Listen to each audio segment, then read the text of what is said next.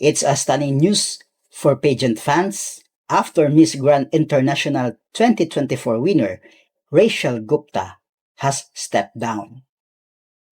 Many fans are in disbelief following the news that the 21-year-old Indian beauty is resigning as MGI 2024 Queen.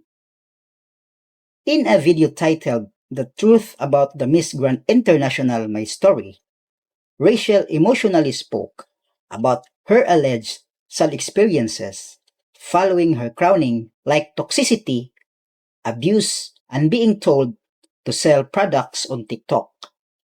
She posted on Instagram on Wednesday about her story, and countless fans came to support her.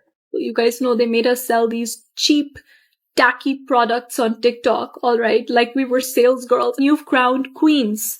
Girls who we have careers in our country, we do things, we're well respected, and they're making us sell cheap products on TikTok because it makes them money. And you can't say no because the boss has asked you to do it. Rachel said her decision to step down as queen was not made lightly, and she thanked her fans and appealed for heartfelt support.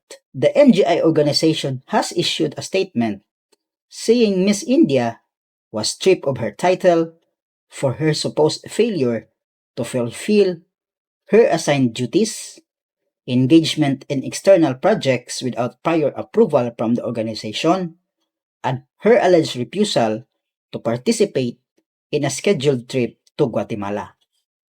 She was asked by the MGI to return the crown in the next 30 days. Rachel was crowned October last year with Filipina beauty Seiji Opiaza as the first runner-up.